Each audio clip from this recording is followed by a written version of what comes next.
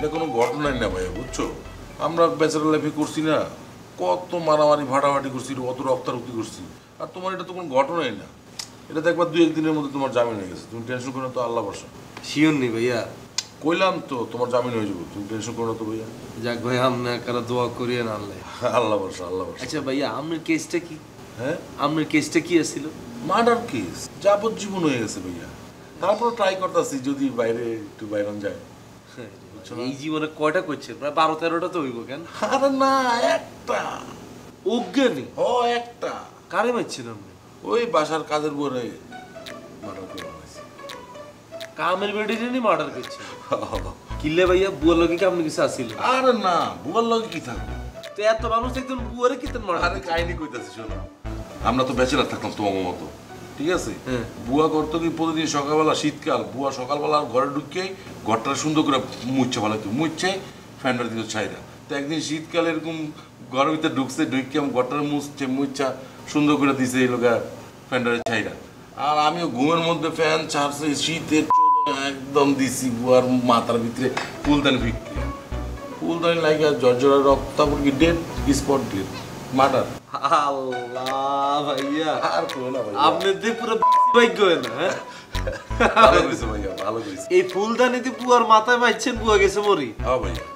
আল্লাহ ভাইয়া, যদি পিস্তল দিয়ে ফার্স্ট রাউন্ড গুলি করতেন তাও তো কইতাম যে আমরা যাবজ্জীবনটা ঠিক আছে। কেন আই তোর মনে করছি বাবা রে, এতর নাম পাগলা সুজন, এত কি না কি, পরে তো দেখলাম ভাইয়া ভাইয়া ভাইয়া এই কথা কিন্তু কাউরে কিন্তু কই নাই ভাইয়া, খালি তোমারে কইছি, ঠিক আছে? তুমি আবার কাউরে বুঝছো তো?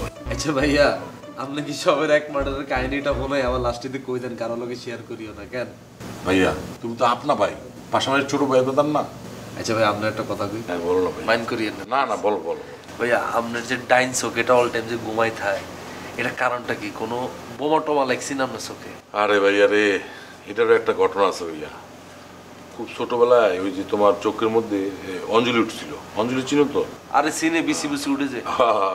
ওই অঞ্জলি উঠছিল, তো ওই এলাকার মুরব্বীরা কইছে যে এই ছোট বাচ্চাকে মেশিনের মধ্যে একটু ঘষাঘষি করলে চোখ ভালো হয়ে যাবে, ঠিক আছে? অঞ্জলিটা ভালো হয়ে যাবে, ঠিক আছে? আমি ছোট বাচ্চা খুঁজে বাই করছি, বাচ্চা খুঁজে বাচ্চার মেশিনের মধ্যে ঘষতে ঘষতে হঠাৎ করে বাচ্চা দিছে মুইতা ভাই, মুইতা আমার চোখ মুখ বাসা লাগছে ভাই, জ্বালা পুরো একাকার অবস্থা। এরপর থেকে চোখের এই অবস্থা ভাই। রে ভাই, আপনার দিয়ে পুরো পুটকি ভাগ্য হয় না ভাই? একদম একদম। আল্লাহ রে, ছোট বাচ্চা কি যাও রে ভাই, আপনার চোখের মধ্যে আর মুতি দিল। ওই যে মেশিনের মধ্যে একটু বেশি ঘষাঘষি করছি মনে করো, ঠাস। রে ভাই, ভাল লাগছে ভাই। আমি তো মনে করতাম যে কি রে ভাই, এত নাম হয়েছে পাগলা সুজন, এত না।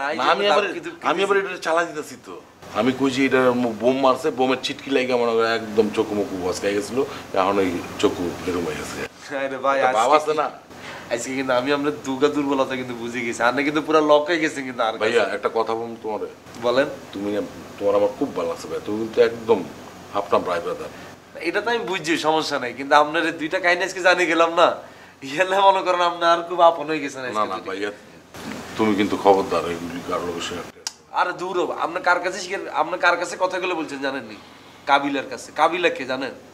বুক ফাটে তো মুখ ফাটে না, কাবিলা এমন একটা ছেলে। আর ভাই, আর আম্মা তো নোয়াখালী চেয়ারম্যান ন। আচ্ছা যাক, আজকে আপনার লগে ফ্রি হয়ে গেছি, পুরা ফ্রি। হ্যাঁ, লাগাও না আরো জোরে ব্যাচেলার পার্টি সং, লাগাও না আরো জোরে ব্যাচেলার পার্টি সং, লাগাও না।